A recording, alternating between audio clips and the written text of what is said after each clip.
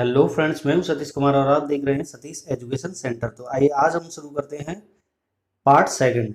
ठीक है, तो चैप्टर 5 का पार्ट सेकंड ज्योग्राफी का। ठीक है, एनसीईआरटी का।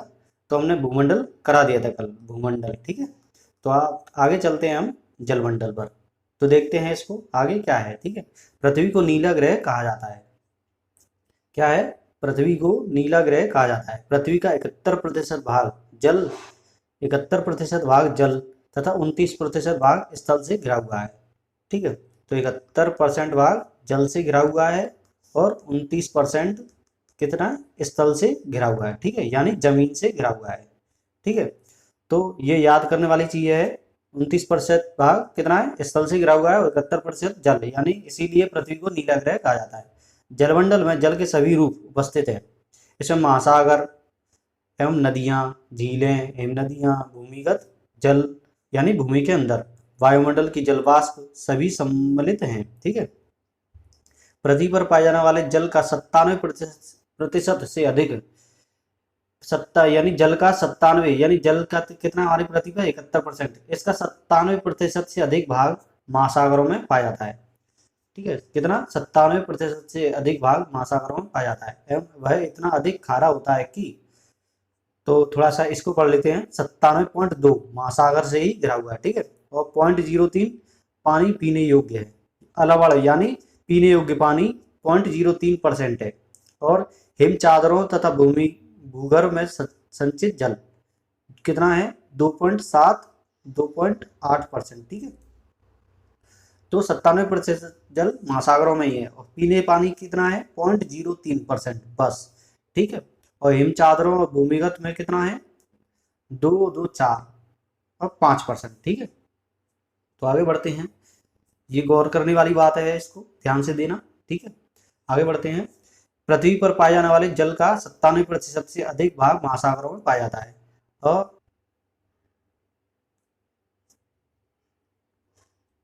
वह इतना अधिक खारा होता है कि मानव के उपयोग में नहीं आ सकता है। शेष जल का बहुत बड़ा भाग बर्फ की परतों पर, तो शेष जल का बहुत बड़ा भाग बर्फ की परतों पर एवं नदियों तथा भूमिगत जल के रूप में पाया जाता है। जल का बहुत कम भाग अलवड़, अलवड़ मतलब पीने योग्य, तो जिसमें लवण नहीं होता है, अलवड़ जल के रूप में पाया जाता है जो मनुष्य के इस्तेमाल में आता है। यही कारण है कि नीले ग्रह में रहने के बावजूद हम पानी की कमी महसूस करते हैं। ठीक है, तो ऊपर का मैप हम पढ़ लेते हैं, क्या है ऊपर के बारे में। ये रहा। अभी हमने इससे पहले पहले पार्ट में हमने ये पढ़ लिया था। एशिया सबसे बड़ा महाद्वीप है। दूसरे नंबर पे अफ्रीका है। ये बॉक्स टाइप में बना दिए हैं जिससे कि हमको आसानी से याद हो जाए और दिमाग में ये देखकर छा जाए। ठीक है, तो पहला नंबर का एशिया सबसे बड़ा महाद्वीप, दूसरा अफ्रीका सबसे बड़ा महाद्वीप, तीसरा है उत्तर अमेरिका सबसे बड़ा महाद्वीप, चौथे नंबर का है दक्षिण अमेरिका, चौथे नंबर का, पांचवें नंबर का अंटार्कटिका, छठवें नंबर का यूरोप है। और ठीक है, और ऑस्ट्रेलिया सातवें नंबर का। 7 महाद्वीप है, 7 कॉन्टिनेंट है। ठीक है, और बाकी कितना, ये कितना 29% स्थल मंडल के रूप में आता है। ठीक है, बाकी का 71% ये जो नीला नीला दिखाई दे रहा है वो पानी है, यानी जल है। ठीक है, तो आगे बढ़ते हैं, आपको अच्छे तरीके से समझ में आ गया होगा। ठीक है, अब आता है हमारा महासागर। ठीक है, जलमंडल हो गया। जलमंडल में क्या है? महासागर। पहले बढ़ते हैं जलमंडल में महासागर। महासागर जलमंडल के मुख्य भाग है। ये आपस में एक दूसरे से जुड़े हुए हैं। ठीक है, महासागरी जल हमेशा गतिशील रहता है। गतिशील महासागरी जल हमेशा गतिशील मतलब प्रशांत महासागर, अटलांटिक महासागर एक दूसरे से मिले हुए हैं इस तरीके से, तो कभी इधर कभी उधर, तो इसलिए गतिशील रहता है। तरंगे, गतिशील का मतलब तरंगे आती रहती हैं, ज्वार भाटा आता रहता है, तथा महासागरी धाराएं। महासागरी जल की 3 मुख्य गतिविधियां हैं, मुख्य गतियां हैं। तो कैसे? दोबारा से पढ़ लेते हैं। तरंगे, ज्वार भाटा तथा महासागरी धाराएं। ठीक है, कितनी है? तरंग, ज्वार भाटा और महासागरी धाराएं। महासागरी जल की 3 मुख्य गतियां हैं। गतियां कितनी है? एक तो तरंग है गतियां, ज्वार भाटा है दूसरा, और तीसरा है महासागरी धाराएं। ये 3 गतियां हैं। बड़े बड़े से छोटे आकार के आधार पर क्रमशः 5 महासागर प्रमुख हैं, जो हमने कल बता दिए थे। 5 महासागर, पहला कौन सा है? प्रशांत महासागर, दूसरा है अटलांटिक महासागर, तीसरा है हिंद महासागर, बड़े से छोटे, यानी सबसे बड़ा कौन सा है प्रशांत महासागर, प्रशांत महासागर, ठीक है। उससे छोटा कौन सा है, अटलांटिक महासागर। उससे छोटा कौन सा है, हिंद महासागर। इससे छोटा दक्षिण महासागर, यानी जो नीचे दक्षिण की साइड है यहाँ पर, ठीक है। उसके बाद है आर्कटिक महासागर जो उत्तर की साइड है, ठीक है। तो ये 5 महासागर हैं बड़े से छोटे के रूप में, ठीक है। तो एक द्वारा से बता देता हूँ, प्रशांत महासागर सबसे बड़ा महासागर, फिर अटलांटिक महासागर सबसे बड़ा, उससे छोटा सॉरी, ठीक है। फिर उससे छोटा है हिंद महासागर, उससे छोटा है दक्षिण महासागर, उससे छोटा है आर्कटिक महासागर, ठीक है। इसको दक्षिण महासागर को अंटार्कटिका अंटार्कटिक महासागर ही बोलते हैं, अंटार्कटिक महासागर ही बोलते हैं, ठीक है। आगे बढ़ते हैं।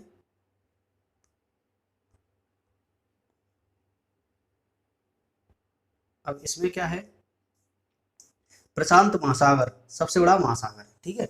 यह पृथ्वी के 1/3 भाग पर फैला है, 1/3 भाग पर फैला है पृथ्वी के, ठीक है, प्रशांत महासागर।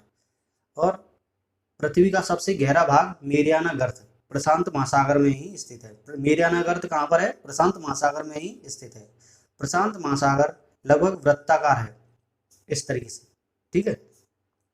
एशिया एशिया ऑस्ट्रेलिया, उत्तर एवं दक्षिण अमेरिका इसके चारों ओर स्थित है। तो प्रशांत महासागर के चारों ओर कौन कौन स्थित है, एशिया, ऑस्ट्रेलिया, उत्तर एवं दक्षिण अमेरिका, ठीक है, इसके चारों ओर स्थित है, ठीक है।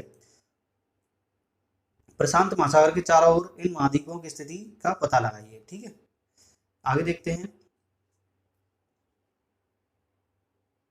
अटलांटिक महासागर, अटलांटिक महासागर, ये यहाँ प्रशांत महासागर के बारे में पढ़ लिया पहला, ठीक है। और दूसरा है अटलांटिक अटलांटिक महासागर विश्व का दूसरा सबसे बड़ा महासागर है। यह अंग्रेजी भाषा के एस अक्षर के आकार का है, ठीक है। इसके पश्चिमी किनारे पर उत्तर एवं दक्षिण अमेरिका है, पश्चिमी किनारे पर उत्तर एवं दक्षिणी अमेरिका है, ठीक है, तथा पूर्वी किनारे पर यूरोप एवं अफ्रीका है। अटलांटिक महासागर की तट रेखा बहुत अधिक दंतुरित है, मतलब दंतुरित मतलब किसको बोलते हैं, इस तरीके से ये जो दांतों की तरह ऐसे ऐसे जा रहे हैं, इसको दंतुरित बोलते हैं, ठीक है। तो दंतुरित क्या है, अटलांटिक महासागर। अटलांटिक महासागर, तो अटलांटिक महासागर की तट रेखा बहुत अधिक दंतुरित है, इसलिए ये अटलांटिक महासागर है, ये इसकी तट रेखा दंतुरित है, इसको दंतुरित बोलते हैं, ठीक है। और यह अनियमित एवं दंतुरित तट रेखा प्राकृतिक पोताश्रयों एवं पत्तनों के लिए आदर्श स्थित है। तो किस लिए स्थित है, यह अनियमित मतलब जिसका कोई नियम नहीं है, एवं दंतुरित तट रेखा प्राकृतिक पोताश्रयों एवं पत्तनों के लिए आदर्श स्थित है। व्यापार की दृष्टि से यह सबसे बड़ा व्यस्त महासागर है। किसकी दृष्टि से, व्यापार की दृष्टि से व्यस्त महासागर है। हिंद महासागर तीसरा कौन सा है, हिंद महासागर। हिंद महासागर ही एक ऐसा महासागर है जिसका नाम किसी देश के नाम पर, यानी भारत के नाम पर रखा गया है। जो हमारा भारत देश है उसी के नाम पर इसका नाम हिंद महासागर रखा गया है, क्योंकि हमारे भारत का नाम हिंदुस्तान के नाम से जाना जाता है, तो हिंद महासागर हो गया इसके नाम से, ठीक है। यह महासागर लगभग त्रिभुजाकार है। यह महासागर कैसा है, त्रिभुजाकार, ठीक है, क्योंकि जब हमारा भारत इस तरीके से है, इस तरीके से, ठीक है, तो यहाँ महासागर हिंद महासागर है, तो ये त्रिभुजाकार है इस तरीके से, ठीक है। तो इसके उत्तर में एशिया, तो हमारे भारत के उत्तर में एशिया है, एशिया महाद्वीप, ठीक है, और पश्चिम में अफ्रीका महाद्वीप, यानी इधर अफ्रीका महाद्वीप, और पूर्व में ऑस्ट्रेलिया, यहाँ पूर्व में ऑस्ट्रेलिया है, ठीक है। आगे बढ़ते हैं। चौथा कौन सा है, दक्षिणी महासागर। दक्षिणी महासागर अंटार्कटिका महाद्वीप को चारों ओर से घेरता है। जैसे ये पृथ्वी है, यह अंटार्कटिका महासागर है, यहाँ दक्षिणी अमेरिका है, दक्षिणी महासागर, ठीक है, दक्षिणी महासागर इधर दक्षिणी महासागर, ठीक है। दक्षिणी महासागर अंटार्कटिका महाद्वीप को चारों ओर से घेरता है। यह अंटार्कटिका महाद्वीप से उत्तर की ओर 60 अंश दक्षिणी अक्षांश तक फैला हुआ है। उत्तर की ओर 60 अंश दक्षिणी अक्षांश तक फैला हुआ है, ठीक है, इस तरीके से। आर्कटिक महासागर पांचवा है, कौन सा, आर्कटिक महासागर उत्तर ध्रुव वृत्त में स्थित है, यानी जैसे आर्कटिक ये पृथ्वी है, तो आर्कटिक महासागर यहाँ है, और अंटार्कटिक महासागर यानी दक्षिणी महासागर यहाँ पर है, ठीक है। तो ये आर्कटिक उत्तर में, ठीक है। तो आर्कटिक महासागर उत्तर ध्रुव में वृत्त में स्थित है, तथा यह उत्तर ध्रुव के चारों ओर फैला है। यह प्रशांत महासागर से छिछले जल वाले एक सक्रिय भाग से जुड़ा हुआ है, जिसे बेरिंग जल संधि के नाम से जाना जाता है। ठीक है, यह उत्तर अमेरिका के उत्तरी तटों तथा यूरेशिया से घिरा हुआ है। तो उत्तर अमेरिका के यानी उत्तर अमेरिका ऊपर है, उत्तर अमेरिका के उत्तरी तटों तथा यूरेशिया यानी यूरोप और एशिया के उससे यूरेशिया से घिरा हुआ है। ठीक है, आगे बढ़ते हैं। अब बढ़ते हैं हम वायुमंडल। इसके बाद है हमारा वायुमंडल। ठीक है, हमारा क्या खत्म हो गया, भूमंडल खत्म हो गया, जलमंडल खत्म हो गया। इसके बाद है हमारा वायुमंडल, इसके बारे में हम अध्ययन करेंगे।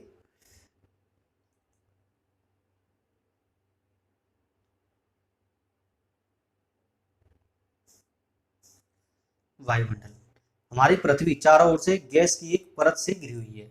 हमारी जो पृथ्वी है इस तरीके से ये गैस से चारों ओर से घिरी हुई है। ठीक है, और जिसे वायुमंडल कहा जाता है।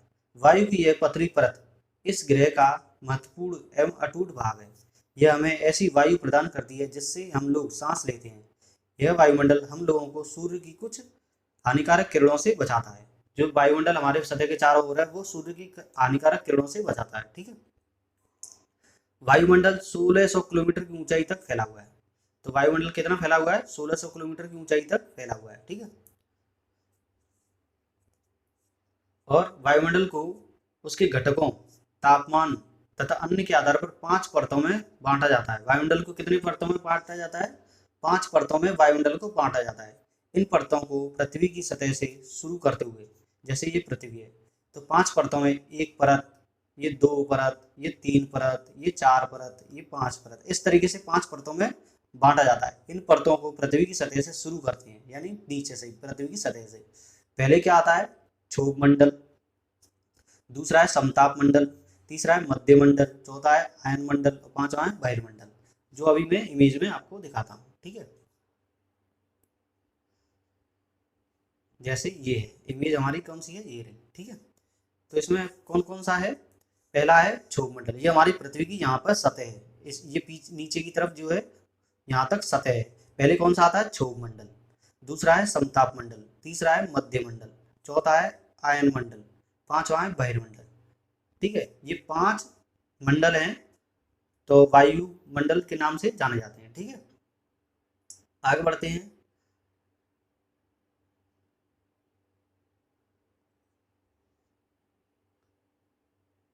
आगे क्या है, वायुमंडल मुख्यतः ऑक्सीजन एवं नाइट्रोजन का बना है। वायुमंडल किसका बना है, ऑक्सीजन, वायुमंडल मुख्यतः ऑक्सीजन और नाइट्रोजन का बना है। ठीक है, जो कि साफ एवं शुष्क हवा का 99% है।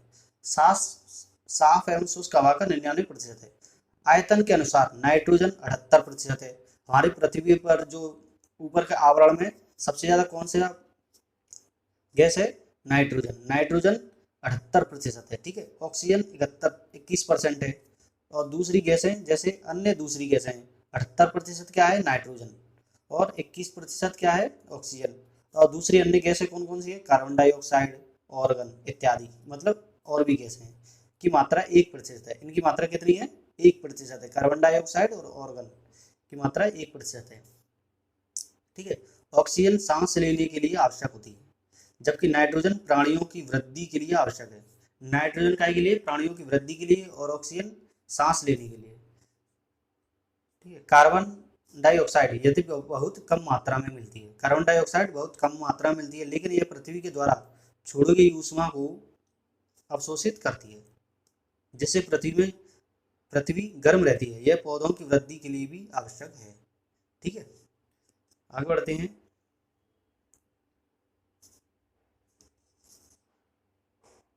ऊंचाई के साथ वायुमंडल के घनत्व में भिन्नता आती है, मतलब जैसे जैसे पृथ्वी से ऊंचाई बढ़ते जाएंगे तो घनत्व में भिन्नता आती जाएगी, ऐसे ऊंचे बढ़ते जाएंगे तो घनत्व में भिन्नता आती जाएगी। ठीक है, और यह घनत्व समुद्री तल से, यह घनत्व समुद्री तल से सबसे अधिक होता है।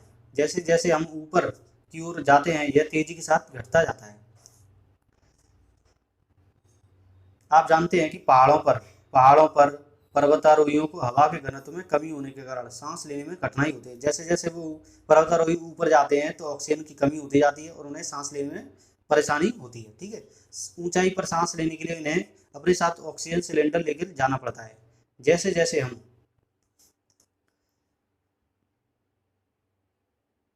अब ये देखो, एक चित्र में बता देता हूँ, ये स्थलमंडल है जमीन वाला हिस्सा, ये जलमंडल है जो पानी बह रहा है, और ये वायुमंडल है जो जिस पर गैसें पाई जाती हैं। ठीक है, सबसे ज्यादा गैस कौन सी पाई जाती है? नाइट्रोजन, 78%। ठीक है, आगे बढ़ते हैं। क्या है? जैसे जैसे हम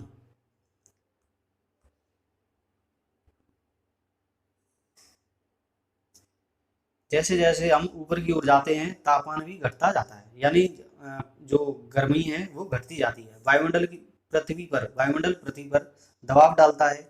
जो ऊपर की गैसें हैं वो पृथ्वी पर दबाव डालती हैं। ये एक स्थान से दूसरे स्थान पर अलग अलग होता है। कुछ क्षेत्रों में हमें अधिक दाब महसूस होता है, जबकि कुछ क्षेत्रों में कम दाब महसूस होता है। ठीक है, वायु उच्च दाब से निम्न दाब की ओर आती है, यानी वायु, जहाँ ये वायु है, ठीक है, तो यहाँ ज्यादा प्रेशर पड़ रहा है, तो यहाँ कुछ भी प्रेशर नहीं है, तो यहाँ से जल्दी से यूँ बढ़ जाएगी वायु इधर की ओर। तो उच्च दाब से निम्न दाब की ओर जल्दी आती है। यहाँ कुछ वायु नहीं है, तो यहाँ वायु ज्यादा होगी तो यहाँ जल्दी आ जाएगी एकदम। ठीक है, तो उच्च दाब से निम्न दाब की ओर वायु जल्दी आती है। ठीक है, गतिशील वायु को पवन कहा जाता है। गतिशील मतलब जो चलती हुई वायु होती है उसको क्या बोलते हैं? पवन कहते हैं। ठीक है, अब आगे बढ़ते हैं। आगे क्या है? जीव मंडल। ठीक है, आगे है, हमने 3 मंडल पढ़ लिए, कौन से? भूमंडल, ठीक है, जलमंडल, अब वायुमंडल। अब पढ़ते हैं चौथा क्या है हमारा? जीव मंडल। तो जीव मंडल के बारे में पढ़ते हैं।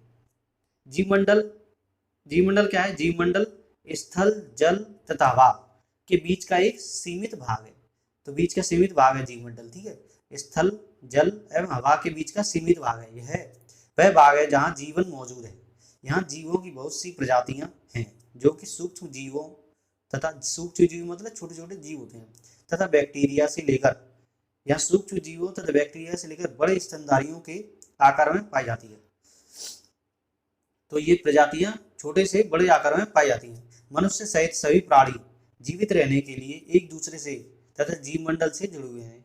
यानी हम भी एक दूसरे से, जानवर है, जीव हैं, बैक्टीरिया हैं, इनसे हम एक दूसरे से जुड़े हुए हैं। ठीक है, किसके द्वारा? स्थल, जल और हवा के द्वारा हम इन सब से जुड़े हुए हैं। ठीक है, तो क्या है आगे? जीवमंडल के प्राणियों को मुख्यतः दो भागों जीवमंडल के प्राणियों को दो भागों में क्या कौन कौन से? जंतु जगत एवं पादप जगत में विभक्ति किया गया है। यानी जंतु जगत में विभक्ति किया गया है जीवमंडल के प्राणियों को। ठीक है, ये याद रखना, जीवमंडल के प्राणियों को दो भागों में विभक्ति किया गया है। कौन कौन से? जंतु जगत और पादप जगत। तो जंतु जगत और पादप जगत में क्या अंतर है ये आगे बताएंगे। तो ठीक है, पृथ्वी के ये तीनों परिमंडल आपस में पारस्परिक क्रिया करते हैं। कौन कौन से? स्थल मंडल, जलमंडल और वायुमंडल। ठीक है, ये तीनों आपस में क्रिया करते हैं तथा एक दूसरे को किसी न किसी रूप में प्रभावित करते हैं। उदाहरण के लिए हम बताते हैं, लकड़ी तथा खेती के लिए वनों को काटा जाए लकड़ी और खेती के लिए वनों को काटा जाए तो इससे ढलुआ भाग पर मिट्टी का कटाव तेजी से होने लगता है। ठीक है, दोबारा पढ़ते हैं। लकड़ी और खेती के लिए वनों को काटा जाता है तो इससे ढलुआ भाग पर, यानी जैसे अब वनों को काट दिया और लकड़ी को काट दिया, तो ढलुआ भाग पर क्या है? ढलुआ भाग पर मिट्टी का कटाव तेजी से होता है, क्योंकि वहां मिट्टी पर जब जड़ नहीं बचेगी तो जब पानी आएगा तो कटाव तेजी से होता जाता है। ठीक है, इसी प्रकार प्राकृतिक आपदाएं जैसे भूकंप से पृथ्वी की सतह में परिवर्तन हो जाता है। अब इससे क्या है? भूकंप आएगा तो पृथ्वी की सतह पर परिवर्तन होगा।